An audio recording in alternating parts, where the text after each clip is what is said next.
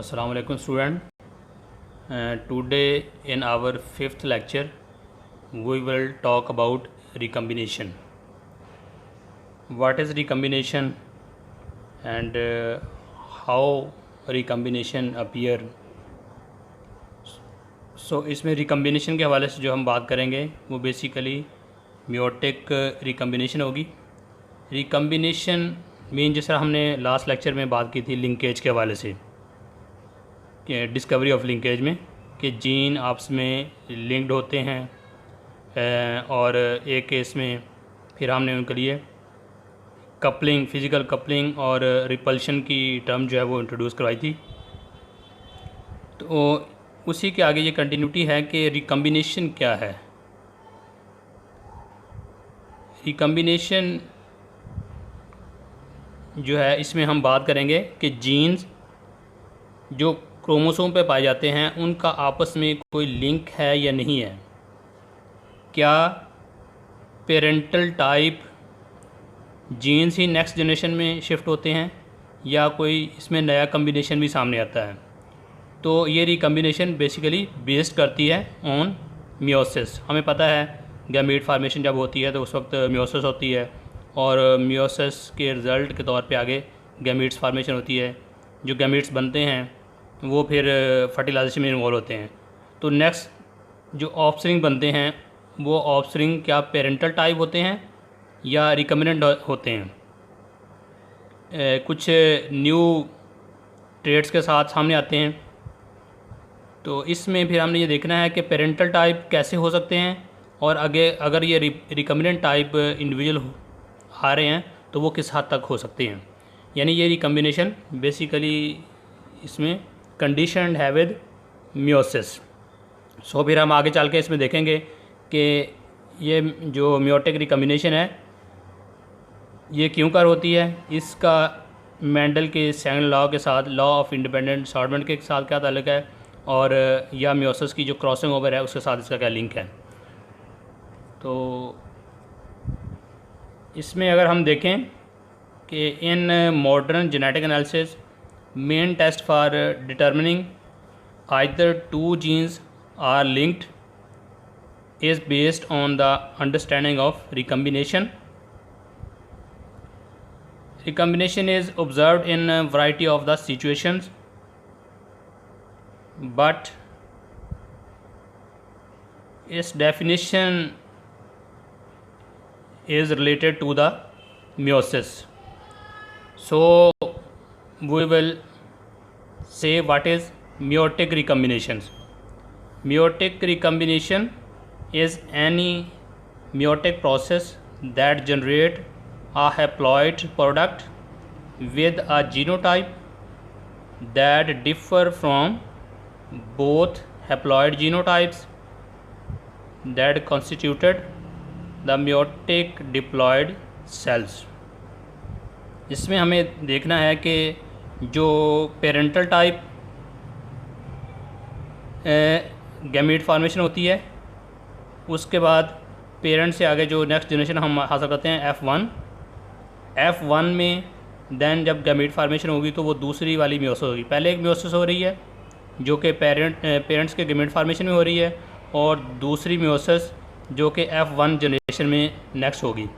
तो इस केस में हम फिर F1 जनरेशन की आगे सेल्फिंग करने की बजाय इसको लिंक करेंगे विद टेस्टर के टेस्टर के साथ अगर इसको क्रॉस करवाते हैं तो देन हमारे पास जो रिज़ल्ट आएंगे वो किस टाइप के होंगे, कितने उसमें पेरेंटल टाइप आएंगे और कितने इंडिविजुअल उसमें रिकम्बिनेंट टाइप आएंगे. The product of meiosis so generated is called a recombinant. We detect recombination by comparing output genotypes of meiosis and the parental input genotypes. Output genotypes हमारे पास है और फिर इनपुट जीनोटाइप. जो parents की genotype है उसको हम कह रहे हैं इनपुट जीनोटाइप और जो उससे आगे ऑफस्प्रिंग आ रहे हैं वो उसकी आउटपुट जीनोटाइप्स हैं. तो इसमें कम्बिनेशन को कंपेयर कर सकते हैं कि किस हद तक कम्बिनेशन आया है आउटपुट जीनोटाइप में. The input genotype are the two haploid genotypes that combine to make genetic constitution of the myocytes. Myocytes are the diploid cell that undergoes meiosis.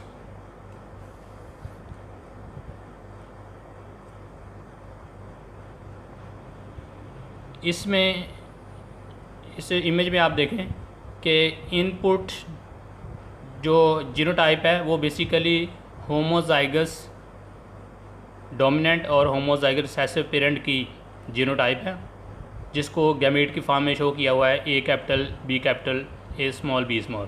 तो ये बेसिकली इनपुट जो है गैमेट के level पे है, N N यानी haploid है।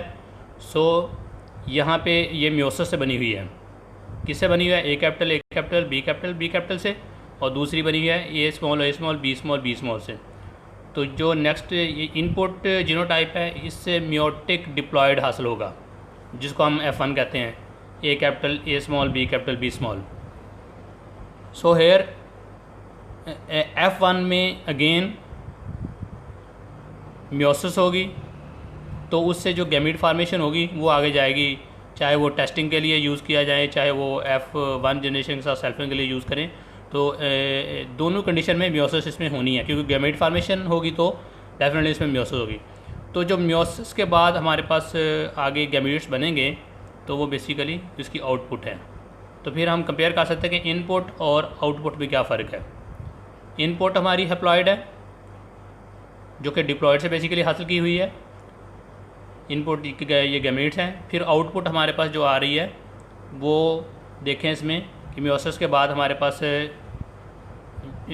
4 types के इसमें गैमेट्स बन रहे हैं, A capital B capital A small B small, जो कि आप देखें कि इनपुट जीनोटाइप के साथ मैच कर रहे हैं, यानी पेरेंटल टाइप है ये।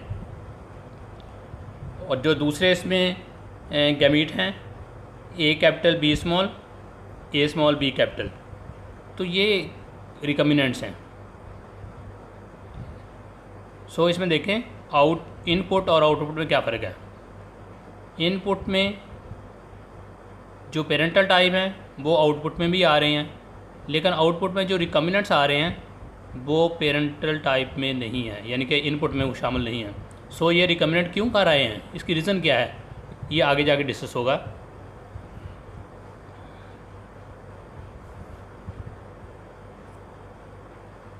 Meiotic recombination is a part of the both haploid and diploid life cycles.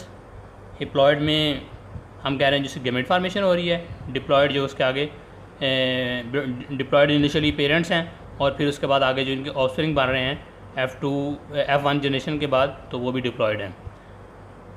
तो हैप्लॉयड डिप्लॉयड साइकिल साथ साथ है इसमें, जिसमें हम देख सकते हैं कि मियोटिक रिकम्बिनेशन, क्योंकि मियोसिस 2 स्टेजेस पे हो रही है, एक F1 से पहले एक F1 के बाद।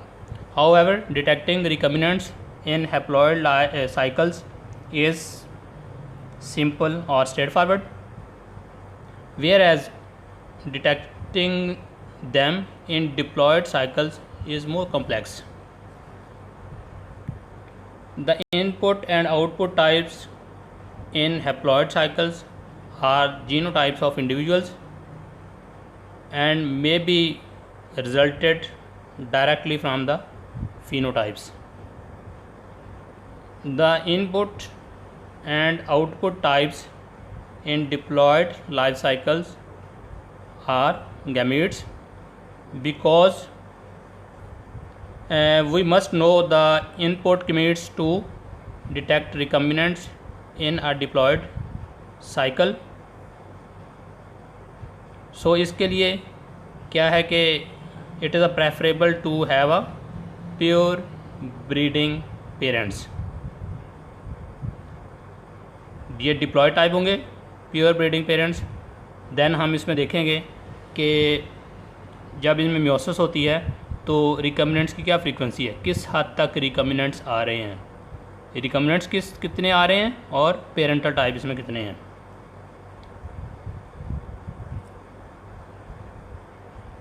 Furthermore, we cannot detect recombinant output gametes directly. We must test cross the diploid individual and observe its progeny.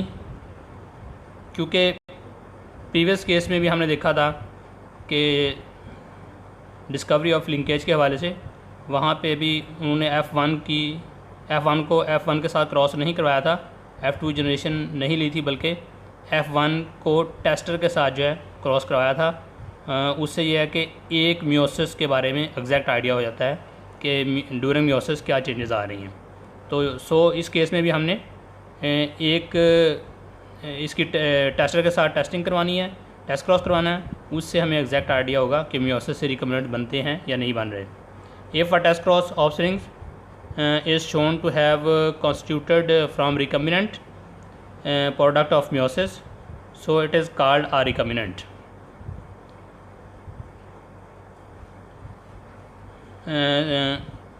So notice again that the test cross allows us to concentrate on one meiosis and prevent ambiguity from a self of F1. For example, a recombinant A capital, B capital, B small offsprings cannot be distinguished from A capital, B capital, B capital without further crosses. So इसी चीज़ को understand करने के लिए test cross जो है वो perform करना पड़ता है। Recombinants are produced by two different cellular process. Two different cellular process कौन से हैं? एक इसमें इंडिपेंडेंट असॉर्टमेंट का है, Mendel law of independent assortment का process, and second is the crossing over. इन दोनों के थ्रू रिकम्बिनेंट्स हासिल किए जा सकते हैं। इनको आपने अभी फोकस करना है कि नेक्स्ट हम देखेंगे कि कैसे Mendel law of independent assortment या क्रॉसिंग ओवर के थ्रू रिकम्बिनेंट्स हासिल होते हैं, और उनकी रिकम्बिनेशन फ्रीक्वेंसी मैटर करती है, कम आ रही है, ज़्यादा आ रही है, कितनी आ रही है। अभी ये देखें, इससे पहले कि ये दो जो प्रोसेस हैं इनका हम पढ़ें, इसमें देखें कि कैसे हम रिकम्बिनेंट्स को डिटेक्ट कर सकते हैं।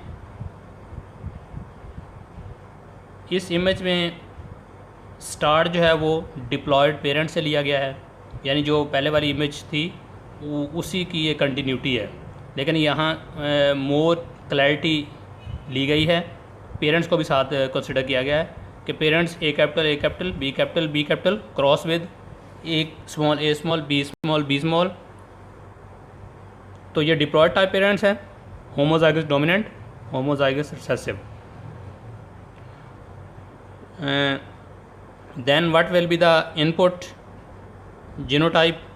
इनपुट जीनोटाइप में बेसिकली इसके गैमीट्स हैं। Gametes A capital, B capital होगा और दूसरा A स्मॉल, B स्मॉल होगा। हैप्लॉयड है, गैमीट्स होंगे। देन मियोटिक डिप्लॉयड हमारे पास आएंगे F1 जनरेशन में। F1 जनरेशन क्या है? A capital, A small, B capital, B small.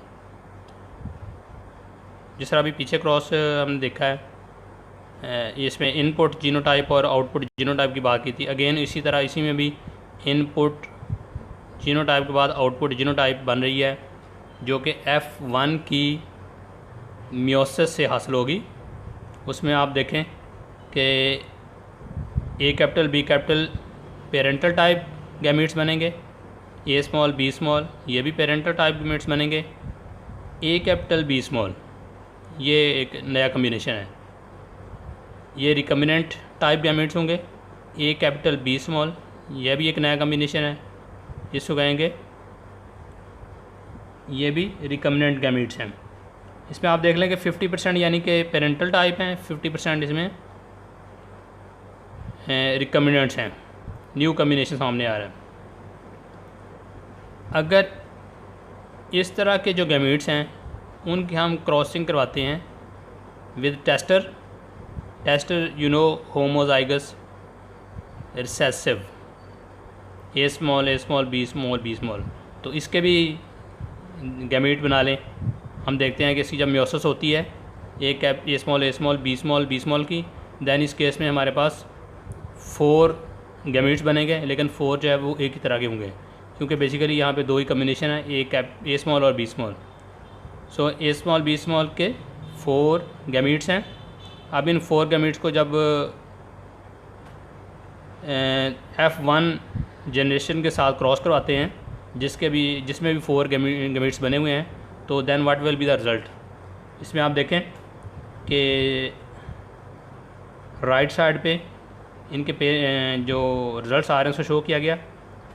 अब आप इसमें पेरेंटल टाइप गैमीट्स दोनों केसेस में उनको आपस में यह है उनकी फर्टिलाइजेशन करवाएं, A capital B capital cross with A small B small.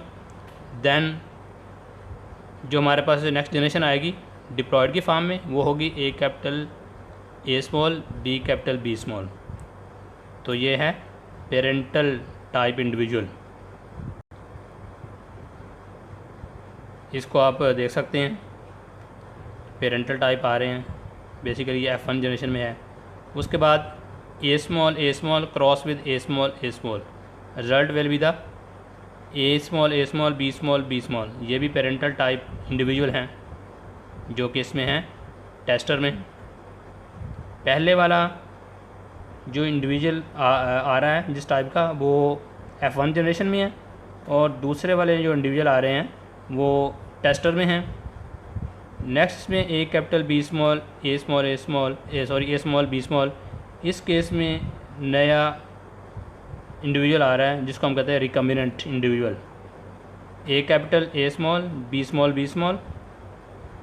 और फोर्थ वन का जो कम्बिनेशन है उसमें हमारे पास भी रिकम्बिनेंट टाइप इंडिविजुअल आ रहा है, A small B capital B small.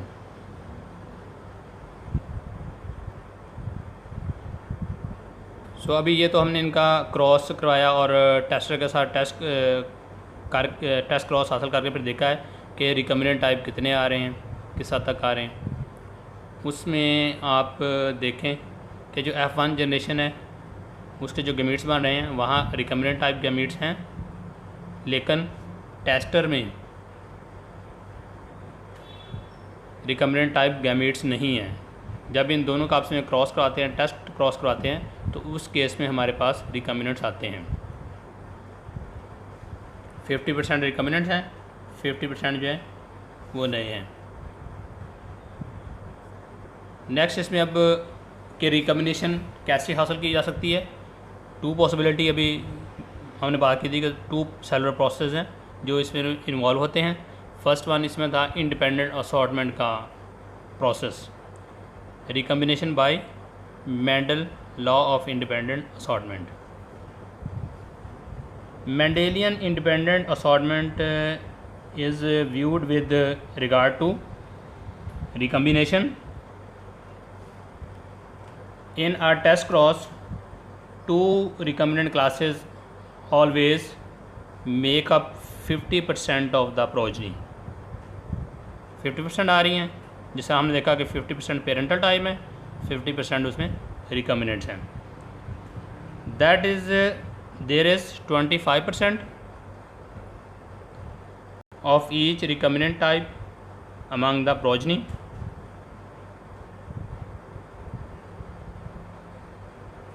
ये वाला क्रॉस में देखें,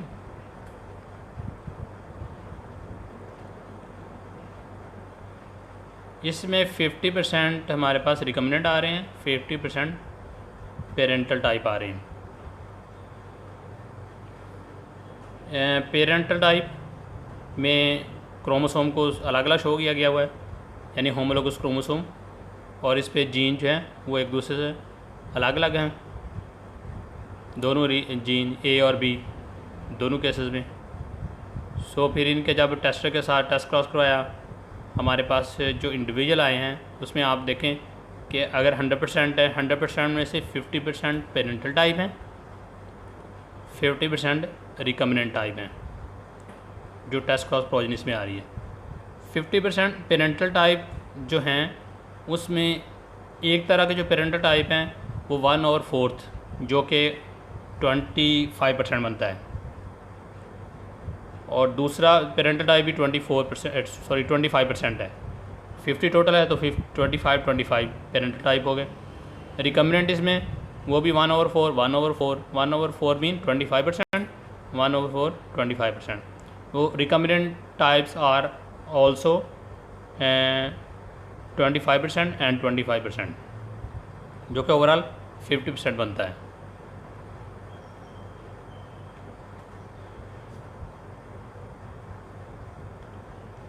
This diagram shows two chromosome pairs of a diploid organism with A capital and A small on one pair and B capital and B small on the other. इसमें दोनों जो jeans हैं वो एक दूसरे से अलग अलग क्रोमोसोम पे हैं, यानी दोनों सेम क्रोमोसोम पे नहीं हैं, क्योंकि इनकी रिकम्बिनेशन फ्रीक्वेंसी 50% है. अगर रिकम्बिनेशन फ्रीक्वेंसी 50% से कम हो तो इट्स मीन के जीन्स एक ही क्रोमोसोम पे हैं. दोनों जीन ए जीन बी दोनों एक ही क्रोमोसोम पे हैं, इसलिए उनकी रिकम्बिनेशन फ्रीक्वेंसी लेस दैन 50% है. अगर 50% तक है तो इट्स मीन के जीन दो होमोलोगस क्रोमोसोम पे यानी अलग अलग क्रोमोसोम पे हैं, एक पे नहीं है, सेम पे नहीं है, तो इसलिए इनकी रिकम्बिनेशन फ्रीक्वेंसी 50% आई है. तो इस क्रॉस में भी वैसे इनको अलग अलग ही शो किया हुआ है. देखें ए जीन और बी जीन को होमोलोगस क्रोमोसोम पे अलग अलग क्रोमोसोम पे शो किया हुआ है. ए स्मॉल बी स्मॉल को भी अलग अलग शो किया हुआ है, क्योंकि दोनों जीन्स अगर दो अलग अलग क्रोमोसोम पे होंगे जो कि होमोलोगस क्रोमोसोम हैं, तो उस केस में इंडिपेंडेंट असॉर्टमेंट के चांसेस ज़्यादा हैं, ज़्यादा इंडिपेंडेंटली सॉर्ट करेंगे और ज़्यादा कम्बिनेशन आएंगे, जिसको हम कहते हैं रिकम्बिनेशन फ्रीक्वेंसी, वो इसमें ज़्यादा आएगी.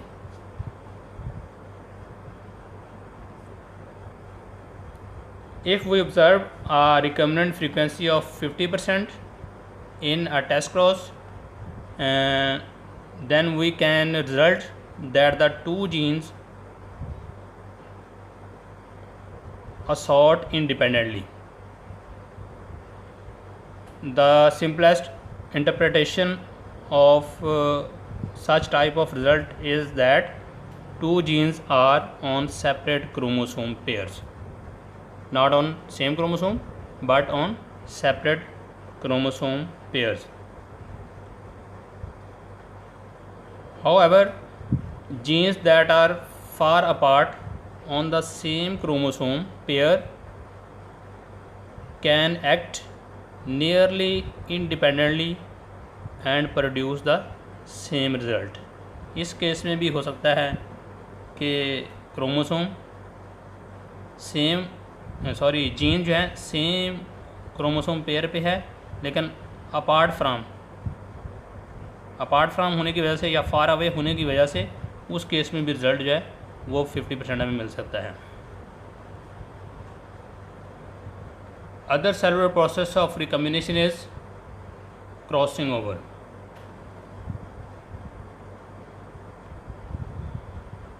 क्रॉसिंग ओवर के केस में हमें पता है मियोसिस होती है, और ड्यूरिंग सेल डिवीजन जब मियोसिस हो रही होती है तो उसमें क्रॉसिंग ओवर होती है. अगर क्रॉसिंग ओवर होती है तो फिर रिकम्बिनेशन का लेवल क्या है, अगर क्रॉसिंग ओवर नहीं होती तो फिर रिकम्बिनेशन का लेवल क्या है, क्या रिकम्बिनेशन होगी या नहीं होगी. Crossing over also can produce recombinants. Any two non sister chromatids can cross over. Non sister chromatid आपको पता है क्रॉसिंग ओवर के दौरान जो है एक दूसरे से ओवरलैप करते हैं और अपने क्रोमेटिड आपस में एक्सचेंज कर लेते हैं, जिससे फिर ज़ाहिर है जीन्स की पोजीशन चेंज हो जाती है. जिस तरह लास्ट टाइम हमने पढ़ा था इसमें PR और VG और VG के हवाले से, ये PR VG प्लस या PR प्लस VG, तो ये क्रॉसिंग ओवर के रिजल्ट के तौर पे वहाँ रिकम्बिनेशन सामने आई थी, जिसको हमने कहा नॉन एलीलिक कम्बिनेशन आ गए. तो यहाँ भी इसी टाइप का ये मैटर है. There is not a crossover between two specific genes in all meiosis, but when there is half the product of that meiosis are recombinant. अगर उसमें हाफ हमें रिकम्बिनेंट टाइप मिल रहे हैं तो फिर इट्स मीन के क्रॉसिंग ओवर हुई है। अगर हाफ रिकम्बिनेंट नहीं है देन इट्स मीन के नो क्रॉसिंग ओवर, बल्कि पेरेंटल टाइप ज़्यादा है, क्रॉसिंग ओवर नहीं होगी। Meiosis with no cross over between the genes produces only parental genotype for these jeans.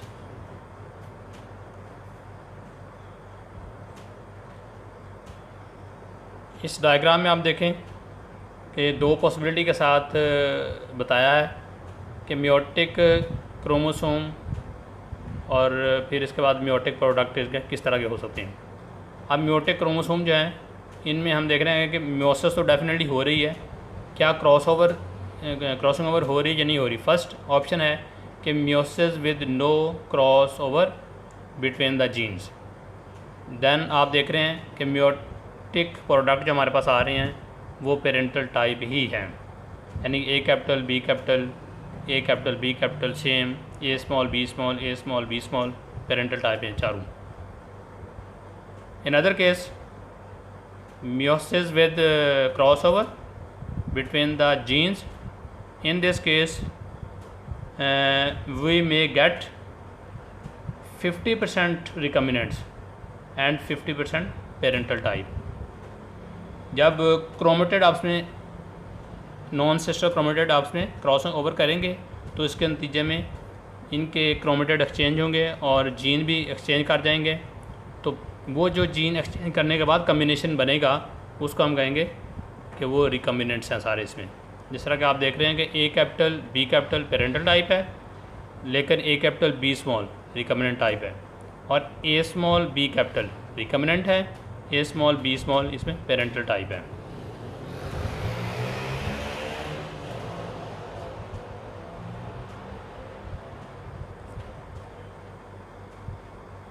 For genes close together on the same chromosome pair, the physical linkage of parental allele combinations make independent assortment impossible। Physical coupling के वाला जिस तरह पढ़ा था हमने last time, अगर jeans एक दूसरे के क्लोज हैं, जीन ए जीन बी या gene A capital B small या ए स्मॉल बी कैपिटल, अगर दोनों एक दूसरे के क्लोज हैं तो इट्स मीन कि ये इंडिपेंडेंटली असॉर्ट नहीं करेंगे। अभी इससे पहले हमने बात की थी कि अगर जीन्स फार अवे हों, अपार्ट फ्राम ईच अदर हों, तो उस केस में भी इंडिपेंडेंट असॉर्टमेंट होती है। तो यहाँ उसकी जो है एक तरह से कहते हैं नफ़ी हो रही है कि अगर जीन्स आपस में क्लोज हैं, नियर टू ईच अदर हैं, देन इंडिपेंडेंट असॉर्टमेंट जो है वो पॉसिबल नहीं होगा।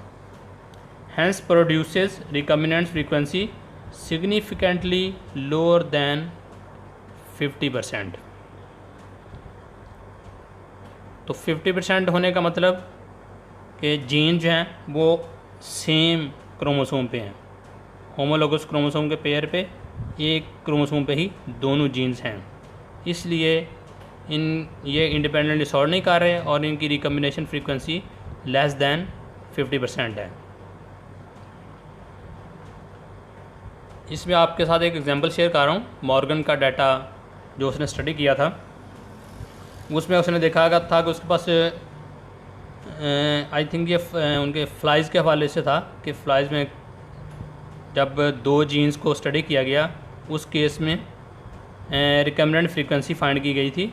रिकम्बिनेंट फ्रीक्वेंसी बेसिकली इसको RF से शो करते हैं और रिकम्बिनेंट फ्रीक्वेंसी होती है इक्वल टू रिकम्बिनेंट्स। कौन से रिकम्बिनेंट्स? 50% जो रिकम्बिनेंट्स आ रहे हैं, जिस तरह हम कहते हैं कि इसमें रिकम्बिनेंट्स 25% वाले आ रहे हैं, तो recombinants total divided by total number of the individuals या टोटल नंबर ऑफ प्रोजनीज। अब इसमें देखें आप कि जिस तरह हमारे पास रिकम्बिनेंट फ्रीक्वेंसी फाइंड करने के लिए 151 + 154, तो तो जो यहाँ पे मॉर्गन ने एक्सपेरिमेंट परफॉर्म किया था उसके पास ये दो तरह के रिकमेंडेंट्स आए थे, एक 151 थे और दूसरा 154। इसको टोटल नंबर ऑफ प्रोजनी जो कि 2839 थी उससे डिवाइड किया तो इसकी परसेंटेज आ गई 10.7%। ये मे भी आगे जाके कहीं आपको मैं अगेन ये चीज़ बताऊं कि रिकम्बिनेशन फ्रीक्वेंसी किस तरह फाइंड करते हैं। And total number of recombinants divided by total number of progeny is equal to recombination frequency. तो इसका अब डिवाइड करके देखें तो इसका जो रिज़ल्ट आ रहा है वैल्यू आ रही है 10.7%। 10.7% you know is very less than 50%. This is obviously much less than the 50% that we would expect with the independent assortment. So इस केस में हम कहेंगे जीन जो हैं वो सेम क्रोमोसोम पे हैं, इसलिए इनकी रिकम्बिनेशन फ्रीक्वेंसी कम आई है।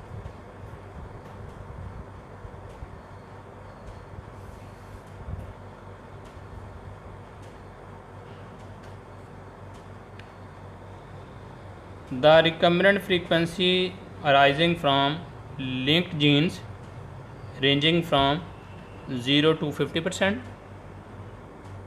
depending on their closeness।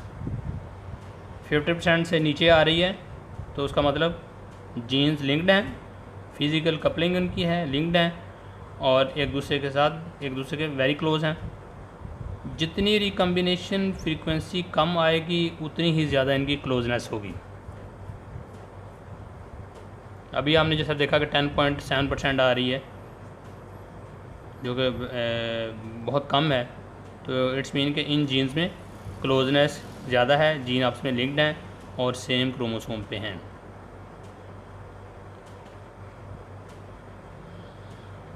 इसका मतलब जो इंडिपेंडेंट असॉर्टमेंट का लॉ है उसके लिए ज़रूरी है कि अगर रिकम्बिनेशन फ्रीक्वेंसी 50%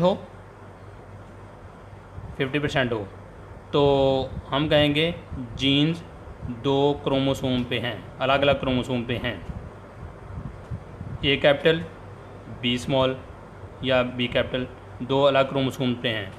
या दूसरी ऑप्शन ये है कि अगर रिकम्बिनेशन फ्रीक्वेंसी 50% है तो इट्स मीन कि अगर जीन्स एक ही क्रोमोसोम पे हैं लेकिन वो एक दूसरे से ज़्यादा दूर हैं, apart from each other, that's why recombination frequency is high. अगर जीन्स एक दूसरे के साथ लिंक्ड हैं, क्लोज हैं, तो उनकी रिकम्बिनेशन फ्रीक्वेंसी भी कम आएगी। Then what about the recombinant frequency greater than 50%। So क्या बना अगर 50% से ज़्यादा आए तो फिर क्या उसके बारे में कहेंगे? इसका आंसर क्या है? Answer is that such frequencies are never observed. अभी तक कोई इस तरह की फ्रीक्वेंसी ऑब्जर्व नहीं की जो कि 50% से कहीं ज़्यादा हो। आपको इस लेवल पे ये चीज़ क्लियर करनी है कि 50% का मतलब कि दो जीन जिनकी हम बात कर रहे हैं वो दो अलग क्रोमोसोम्स पे हैं, या वो अगर एक क्रोमोसोम पे हैं तो एक दूसरे से बहुत दूर हैं। और अगर 50% से कम आ रही है तो इट्स मीन दोनों जीन्स एक ही क्रोमोसोम पे हैं। तो ये रिकम्बिनेशन फ्रीक्वेंसी के साथ इसका रिलेशन है।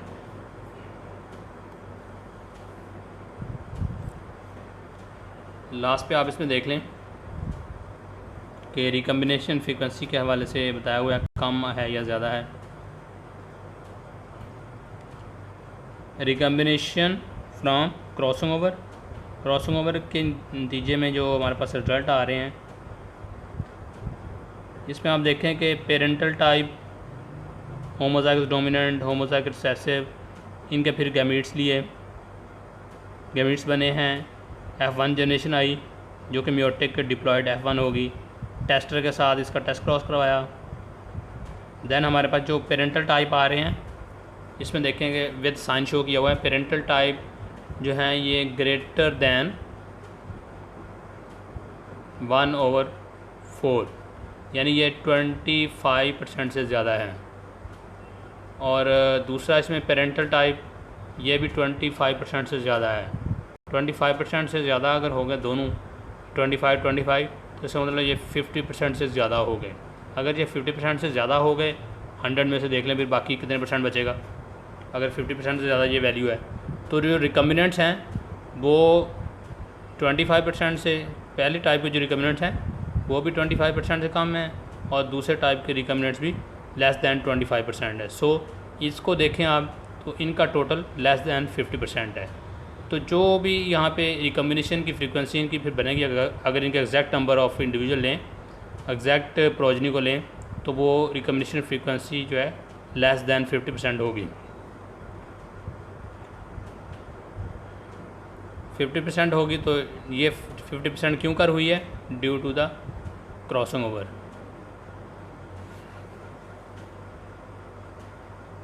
Note that the frequencies of the recombinants add up to less than 50%।